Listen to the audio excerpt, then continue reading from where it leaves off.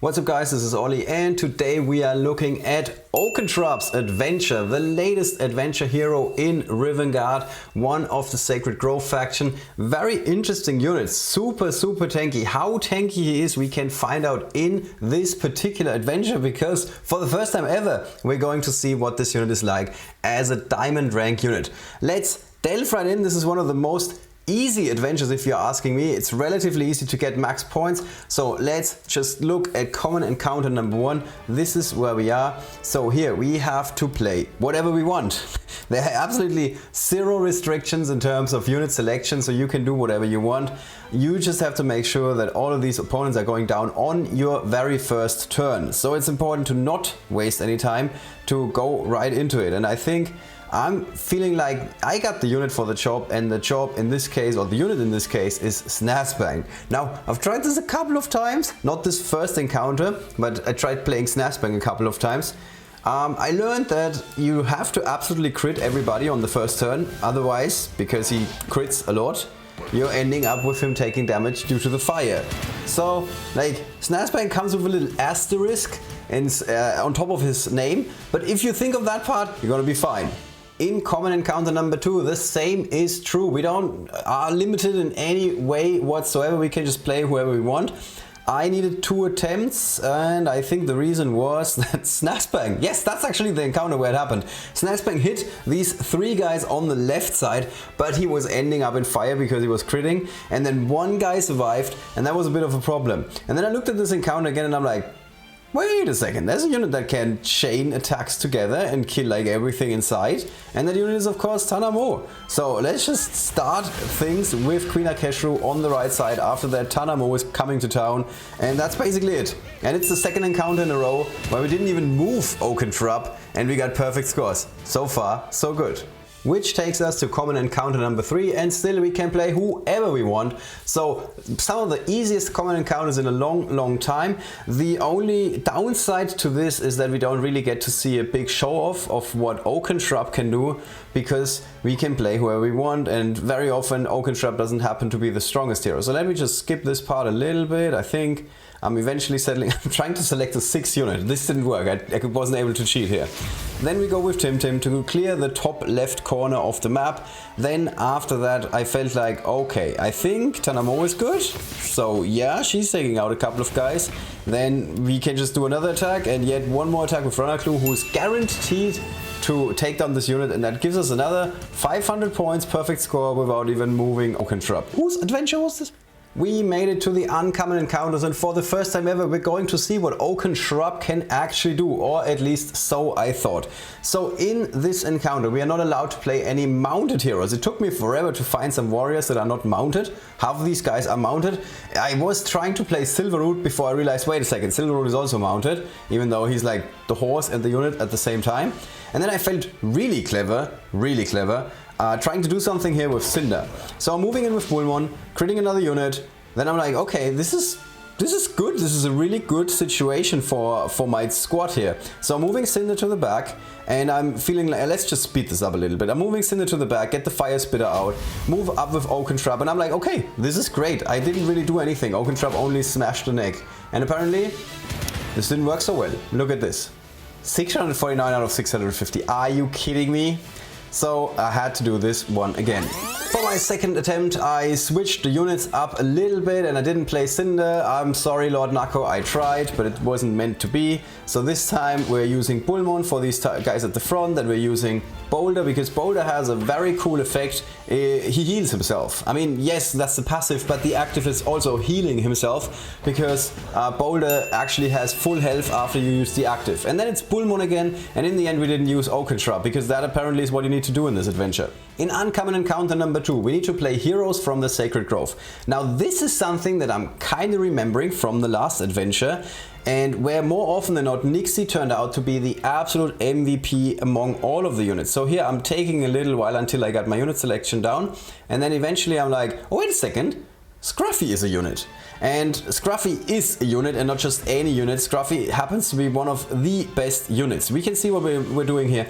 We're starting with vining Tokon so he cannot get out of his shell for a turn, and also we're blocking the path of all of these other frogs at the top. Now that's important because the only way they can get to us is through these thorns, and if they try to get through the thorns, Scruffy is basically there to give them a rude awakening. We got our Nixie hit, but that's not much of a problem because we have a couple of turns before the lightning victory is over. We got 2 more turns, so all we have to do is sidestep with Nixie. That's something we showcased before. You always want to sidestep with Nixie, and then we can just move in. Here we can see that with Nixie, get a Lotus Blossom, and then we need to move a little bit back with Scruffy, because if the frog was ending up in the thorns, he would immediately get killed by Scruffy's passive, so we need to move out. Frog comes in, we heal Nixie, and after we were healing Nixie, we can get rid of the frog and get the perfect score. This is really good strategy for this encounter. Which takes us to the last uncommon encounter, where we again have to play green heroes. This time they can also be from the Tavarinci faction. They don't need to be Sacred Grove heroes. However, more often than not, Sacred Grove happens to be the better faction, so I'm thinking about my entire turn before I even start this. And then what you have to see here is the healing spot. The healing spot immediately tells you you want to go mushroom style here, because the problem with mushrooms is normally that Cerberus gets damaged by using mushrooms, but that's not much of a problem if he's standing on a healing spot. So that's basically your setup, that you immediately need to realize, oh wait a second, I can do this. So that's taking care of the left side together with Oakenshrub, who's going to heal, and then we got Scruffy handling the right side. And then the only thing that's missing here is Nixie. Nixie can again help us with the tree. It's a bit tricky. You first have to move her, and then after you moved her, you can then place the tree, and by moving her into the spot that we moved her, she's now being protected by Scruffy, and the same is true for Tavarinci. So this way we're just getting rid of every obstacle in our way. I'm just double and triple checking, are all of my units at full health? Yes, they are, and that means we can just go to town and hit Bullmon. And that's already it. So in the end it was really easy once you realized, okay, I can go mushrooms on the left hand side of the map. That's very important for this encounter. And with that, we've made it to the rare encounters, where we are not allowed to play any ranged heroes, but they need to be green. Now that's actually some very cool restrictions, because that's really like limiting our options like crazy. Because normally whenever I see green, I want to play Nixie, I want to play Cerberus, but those two guys happen to be ranged, or guys and gals happen to be ranged, so we cannot play them. So after giving this a little bit of thought, I'm ending up with Scruffy, who might as well be the MVP for this festival, or for this adventure. I always say festival. And also Boulder happens to be a pretty good unit, which we already saw in one of the common encounters. We keep waiting to see what Oakenshrub can do. Then it's Scruffy's showcase. Look at this. Scruffy's just taking out 3 units. Then we use Boulder to only take out 1 unit. Don't use the active just yet. You need the active on the next turn, because you want to heal Boulder again. So Oakenshrub heals himself. So finally we saw some Oakenshrub action. And then we see Boulder doing what he does best, just like taking everybody down. We can pick up the gold, and that's basically the encounter, and we're done. So pretty straightforward if you happen to have a Scruffy that is at least like decent as a rare unit. On to the next one, which happens to be rare encounter number 2. It's again time to bring out the Sacred Grove, but this time we can play whoever we want from that faction. This is one of my favorite encounters in this entire adventure, because I felt like you can... I generally speaking, I liked all of the encounters where there's like a narrow pathway and you really had to think about this. And I think this takes me 20 minutes or something. I'm like really thinking about what's gonna be the positioning and everything before I'm starting this. So I basically brained the entire encounter, and then I'm starting to play. So what we're doing here is we're moving Nixie, and after we were moving Nixie, we want to create a bottleneck, because that's what the tree is for. On the one hand, on the one side of the map, we use Scruffy to take care of the other side of the map, and then Nixie is, as I said, creating this bottleneck, so the opponents are going to be forced to attack Scruffy or the tree, which is an even worse idea than attacking, like, Jesus, why would you attack the tree? AI, like, get a grip. And that's basically it. That's all we have to do. The tree heals Nixie, Nixie's at full health again, we can just shoot one enemy down, and that's it. So pretty straightforward once you figure that out. Just took me 5 minutes. Rare encounter number 3 limits us by not employing any ranged heroes. So that basically says Scruffy is a good unit again.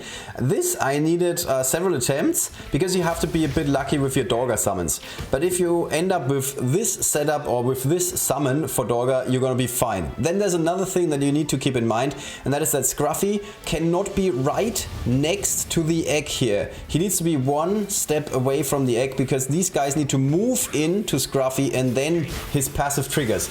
This may or may not be a bug, because I remember that Scruffy used to trigger when an egg turned into a frog or a tadpole, but for whatever reason this is no longer the case. So keep that in mind. The Scruffy placement here was pretty important, but other than that, this is going to be a walk in the park. I mean, have you ever seen a Dorga do less damage than this right there? Scruffy is a really good unit, and this might as well be Scruffy's adventure so far, not Oakenshrub's. I'm actually looking forward to Scruffy's adventure already after this. Rare encounter number 4 again requires us to not play any ranged heroes. It's like this game is trying to tell us something, and what it's trying to tell us is that units that can string attacks together are good units. This I needed 2 attempts. The first time I made the mistake of attacking with Nimrul straight into Tim, and then one of the frog warriors at the top was actually attacking my Nimrul. Doing it this way, attacking with Nimrul into a frog warrior, is way stronger because now your unit is protected by the shades at the top. And that's it. That's all you have to keep in mind for this encounter. Did Oakenshrub attack someone? I keep losing track of what Oakenshrub did in this adventure. The last rare encounter, I already have a perfect score, but just for you guys, I had to record it again. The game crashed or something like that happened. I think the video recording could not be saved. And I'm 400% confident that the first time I did this encounter, I had a way more straightforward approach. I honestly don't remember what I did. So, but the good news is for you guys, there's more than one attempt of doing this. So what I ended up doing for my repeat attempt is we're going with Servatus on the left hand side to trap this one frog warrior. Come to think of it, I don't even think you need mushrooms for this, but the mushroom is kinda helpful because if Giggs were to go 3 steps down, he could not throw empty the net at you guys, because the mushroom would be next to him. Then we're creating even more of a bottleneck. That's what Nixie is there for. And then Oakenshrub is window dressing. He's looking good as always. I'm even getting rid of the barrel because I thought there might be a reason why we need this. Also, we're buffing his active. I mean, if that's not something, I don't know what is. That's like a really good showcase of what he can do. He can deal damage to himself and then heal it again. Alright, so after the first turn, we now need to go in. And this is one of those situations. I just, like, honestly, sometimes I'm feeling like so dumb in this game where I'm like, why is this happening to me? So watch this. We're taking out another unit with 2 attacks. So that's not what we normally want to do. And then we're taking out another unit with a Nixie attack. And then I'm like, okay, Silverroot can just like either attack Giggs, but we need to be lucky with the hit because it doesn't look like there's a guaranteed kill. So we're using the active of Silverroot. And then for whatever reason, Giggs survives. And like now I needed half a minute to just like recover from the shock. And I'm like, I had this. I don't want to have to play this encounter one more time. But then eventually I'm like, wait a second, I think we can still make this work. Because we have Oakenshrub and he's healed up. We have Nixie and she's almost healed up. She can heal herself by stepping one on the life blossoms. So you again see, you always need to move Nixie. Move Nixie. You need those life blossoms so you can heal your units. And now I tried to heal someone with Nixie, but it wasn't possible, which meant that all of my units were at 100% health. And that meant we got the perfect score on this for the second time. Just for you guys. Epic encounter number 1 is one of the harder ones. You need to employ warriors. So I tried this with, what's her name? I tried this with Lionette, this didn't quite work out. I even moved her first 1 step back and then rushed forward, but unfortunately this wasn't meant to be. Then I went to the official Discord to ask for help, and Aslan, one of the luckiest players in this entire game. A guy who like just started an alt account for the fun of it and then drew into Dorga and Nimrul and everything and managed to, in 1.5 days, get the Nimrul swords. I mean, he's like a hero in that sense. Pointed out, hey, maybe you can use Sir Matt together with Accio. And I felt really dumb at that point because I'm doing that 400 million times a day in the arena. And as you can see, that works. That works like a charm if you happen to have a strong Accio and a strong Sir Matt, like my silver rank 2 Sir Matt that is crushing everybody in the arena. Epic encounter number 2 requires us to play the Sacred Grove heroes one more time. this is another interesting encounter in my personal opinion, because you really have to like think of a strategy to take down all of these heroes without taking any damage at the same time, or at least being able to heal it back after you took some damage. After I'm done with the unit selection, I feel like, okay, Scruffy can do something here. He's taking out these guys at the top. Then we want to create a bottleneck at the bottom, so that's where Nixie comes in and her tree. So basically we're using the tree to just like force the opposition to move to the left hand side. On the left hand side, we're moving out of the way. So we're moving Silverwood to the top, that's where movement 4 comes in. And then we're also using Oakenshrub to move out of the way and get away from the opposition. And now you can see where this is going. This is pretty straightforward at this point. So we have a couple more turns for the Lightning Victory. That's something we need to be very, very conscious of. Actually, this is the last turn. Sorry, I take that back. We don't have a couple of turns. So we take one guy down with Scruffy. We take another guy down with Oakenshrub's active for the first time ever. Very powerful effect, by the way. And then we also use Nixie to shoot another enemy down. And now it's time for the Sacred Crows. Sacred Crows? I think that's their name, yeah. And they just play cleanup and we got another perfect score.